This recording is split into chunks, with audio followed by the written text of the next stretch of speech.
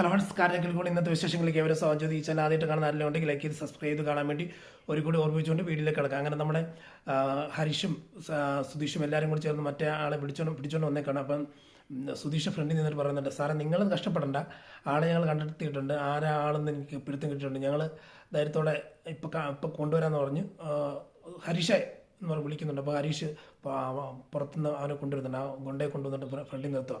അതുകൊണ്ട് പറയാം, ഇവനെ മാത്രമേ കിട്ടിയുള്ളൂ, കാരണം ബാക്കി അടിച്ചുകൊണ്ടിരുന്നപ്പോഴത്തേക്ക് പെട്ടെന്ന് ബാക്കിയുള്ളവരെല്ലാം ഓടിപ്പോയി എന്നുള്ള രീതി പറയുകയാണ്. അത് കഴിഞ്ഞിട്ട് സുഭാഷ് നമ്മുടെ രാജീവും കയറി ഇവനെ കൊണ്ട് ഞാൻ സത്യം പറയിപ്പിക്കുന്നത്, അതായത് അവനെ കൊണ്ട് സത്യം അടിപ്പിച്ചിട്ട് പുറത്തു കൊണ്ട് അടിക്കാനുള്ള പരിപാടി. അപ്പം മാറ്റി അവൻ കൈകാര്യം ചെയ്ത് എല്ലാം ഡീലാക്കാന്നുള്ള രീതി നിൽക്കുവാണ്.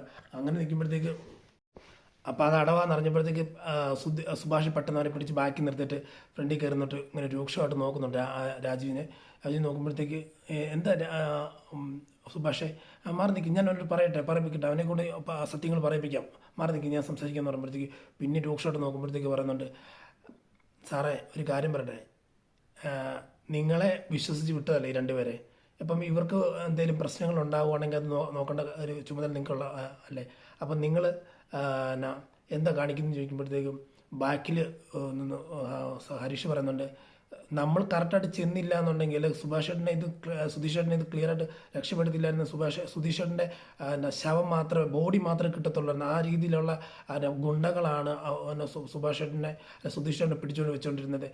ഇത് സംഭവിക്കാൻ എന്താ കാരണം എന്നറിയാമെന്ന് ചോദിക്കുമ്പോഴത്തേക്ക് നിധി ചോദിക്കുക, എന്താ സുധീഷ് നടന്നത്, കാര്യങ്ങൾ ഇത്ര നേരം നീ എവിടെയായിരുന്നു, നിങ്ങൾ എവിടെയായിരുന്നു എന്നൊക്കെ ചോദിക്കുമ്പോഴത്തേക്ക് ഹരീഷ് ബാക്കി എന്ന് പറയാം, ചേച്ചി ഇതിനെല്ലാം കാരണം ചേച്ചിയുടെ അച്ഛനാണ്, അച്ഛനും ചേട്ടനും കൂടെ ചേർത്ത് ചെയ്യിപ്പിച്ചാണെന്ന് പറയാം. അച്ഛനോ? അതെ അച്ഛന്.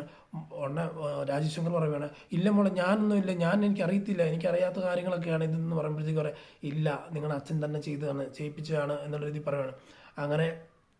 അങ്ങനെ പറഞ്ഞുകൊണ്ടിരുന്നപ്പോഴത്തേക്ക് പെട്ടെന്ന് അടുത്ത എന്ന് പറയുമ്പോഴത്തേക്ക് സുധീഷ് പറയാണ്, ഇത് നിങ്ങളല്ലെന്ന് നിങ്ങൾ പറയുന്നത്, ഞാൻ തെളിയിച്ച് കാണിക്കട്ടെ എന്നാണ്. അതൊന്ന് തെളിയിച്ച് കാണിക്കാൻ പറയുമ്പോഴത്തേക്ക് നിങ്ങൾ എന്നെ വെല്ലുവിളിച്ചത് ഓർക്കുന്നുണ്ടോ? ഉടനെ നിധിയും ബാക്കിയുള്ളവർ ഞെട്ടുക, വെല്ലുവിളിച്ചു, വെല്ലുവിളിച്ച് നിധി ഇപ്പം ഞാൻ പറയാം, കാര്യങ്ങൾ പറയാം, അതായത് ഞാൻ നിങ്ങളുടെ അച്ഛനെ കണ്ട സമയം മുതൽ നിന്നെ അവിടുന്ന് വെടിപ്പിച്ച് ഇവിടെ കൊണ്ടുവന്ന് പിന്നെ ഇവിടെയുള്ള അവരുമായിട്ട് എല്ലാവരും കൂടിക്കലർന്ന് നിർത്തും, മാത്രമല്ല 7 ദിവസത്തിനുള്ളിൽ നിന്നെ പിരിക്കുമെന്ന് പറഞ്ഞു.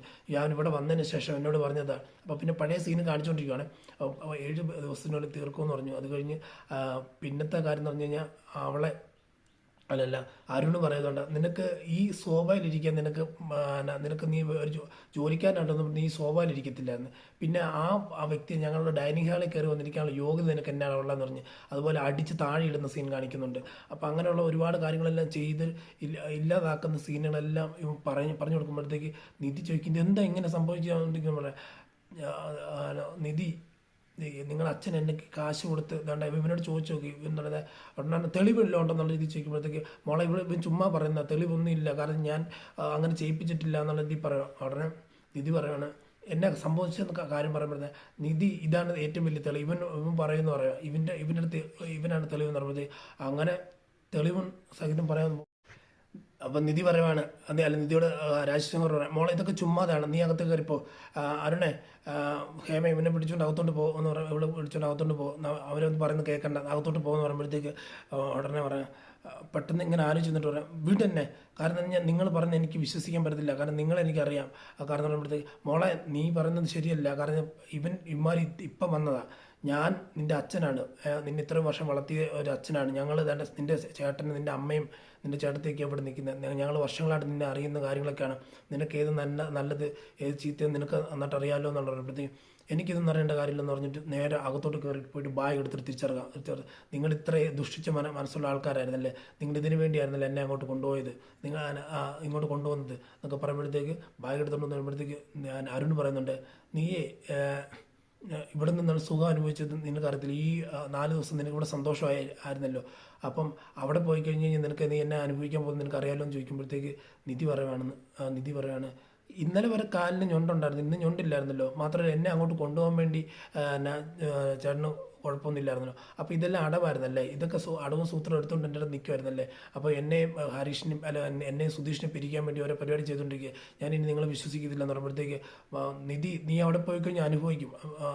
രാജശേഖർ പറയുക, നീ അവിടെ പോയി കഴിഞ്ഞാൽ അനുഭവിക്കും എന്ന് പറഞ്ഞു കഴിഞ്ഞാൽ നിനക്ക് ഇവിടെ കിട്ടുന്ന സുഖവും സന്തോഷവും ഒന്നും അവിടെ കിട്ടത്തില്ല എന്ന് പറയുമ്പോഴത്തേക്ക് ഞാൻ അവരെ മനസ്സിലാക്കിയ വ്യക്തിയാണ്. അവരെ നന്നായിട്ടറിയാം. അവരെ പോലെ നല്ല മനസ്സും കാര്യങ്ങളും ഉള്ളതും നിങ്ങൾക്ക് അങ്ങനെ ഒന്നുമില്ല. നിങ്ങൾ ദൂഷിച്ച മനസ്സുള്ള ആൾക്കാരെ നിങ്ങൾ സ്വന്തം മകളെയും കെട്ടിയവനെയും കൊണ്ടുവന്നിട്ട് അവനെ കൊല്ലാൻ ഏൽപ്പിക്കുക. നിങ്ങളെ ഞാൻ എങ്ങനെ വിശ്വസിക്കും? ഇവിടെ ഒന്ന് നാളെ കാരണം ഇതിൽ നല്ലതെന്ന് നോക്കി കാശിന് വേണ്ടി നിങ്ങളുടെ സ്വന്തക്കാരുടെ മുമ്പേ കാരണം ഒളിച്ചോടി പോയ മോള് തിരിച്ചു വന്ന് എന്ന് കാണിക്കാൻ വേണ്ടിയല്ലേ ഈ കാണിച്ചുകൊണ്ടിരിക്കുന്നത്.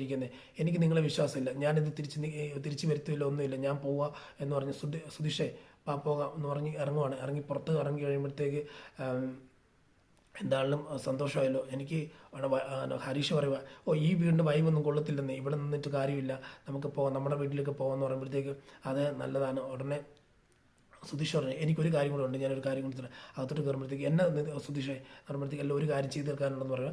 അകത്തോട്ട് കയറി ചെന്നിട്ട് പറയും, അതെ ഒറ്റടി അളിയ എന്ന് പറഞ്ഞ് പിടിച്ചോണ്ടിട്ട് ഒറ്റടി കൊടുക്കും. ചെവിക്കിലൊരു അടി കൊടുത്തിട്ടുണ്ട്. രാജ്യമൊക്കെ ചാടി ഇറങ്ങി വരുമ്പോഴത്തേക്ക് പറയാം, ഇതേ എനിക്ക് തന്ന അടിയുടെ ഒരു ശതമാനമെങ്കിലും പലിശയെങ്കിലും തിരിച്ചു തരണ്ടേ, ആ പലിശയാണിതെന്ന് പറയാം.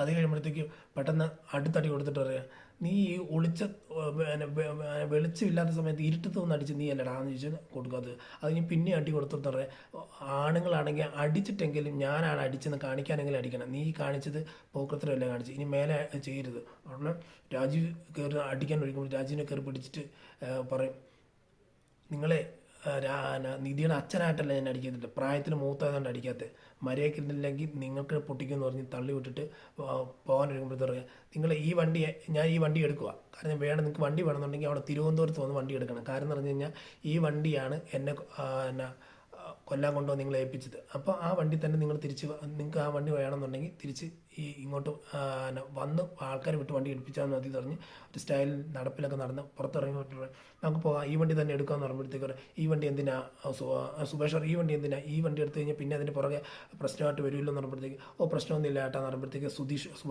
നിധിയും പറഞ്ഞില്ല, എന്നാൽ ആ വണ്ടി തന്നെ എടുക്കുക, കാരണം ആ വണ്ടിയിലല്ലേ നമ്മൾ സുധീഷിനെ കൊണ്ടുപോയത്, അപ്പോൾ ആ വണ്ടി തന്നെ എടുക്കുക, അവർക്ക് വലിയ പ്രശ്നം വരുവാണ്, അവർക്കും എന്തെങ്കിലും വണ്ടി വേണമെന്നുണ്ടെങ്കിൽ വണ്ടി തുടർന്ന് പറയുമ്പോൾ അത് നിധി. പിന്നെ ഹരീഷ് പറയും, എനിക്ക് വണ്ടി ഒന്ന് കൊടുക്കാനുണ്ട്, ആ വണ്ടി ഇവിടെ വർക്ക്ഷോപ്പിൽ വെച്ചിട്ട് ഞാൻ വന്നേക്കാം, നിങ്ങൾ പൊക്കോന്ന് പറയും. ഉടനെ ശരിയെന്ന് പറയുമ്പോഴത്തേക്ക് അവരെല്ലാം വണ്ടി കയറി പൊക്കോണ്ടിരിക്കുമ്പോഴത്തേക്ക് കാണിക്കുന്നുണ്ട് എല്ലാവരും മിണ്ടാതിരിക്കുകയാണ്. സുഭാഷ് ചോദിക്കുന്നുണ്ട്, എന്താ മിണ്ടാതിരിക്കുന്നത് എന്നുള്ള രീതി ചോദിക്കുന്നുണ്ട്. അവിടെ പിന്നെ ചിരിച്ച് കളിച്ച് സംസാരിച്ച് പോവുകയാണ്. അപ്പോൾ ഇതാണ് നമ്മൾ ഇന്നത്തെ സീനിൽ കാണുന്നത്. കാത്തിരുന്ന് തന്നെ കാണാം. നിങ്ങൾ ഈ ചാനൽ ബാക്കിയുള്ള സീനുകളെല്ലാം കാത്തിരുന്ന് കാണാം. നല്ല അതായത് ഒരു ദുർഘടമായിട്ടുള്ള ഒരു സിറ്റുവേഷനിൽ നിന്ന് കരകയറിയതാണ് ഫാമിലി. അപ്പം ഇനി എല്ലാവരും കാത്തിരുന്ന് കാണാമെന്ന് പറഞ്ഞു പ്രതീക്ഷയുണ്ട്. ഇന്നത്തെ വീഡിയോ പറയുന്നു. Signing off. Thank you.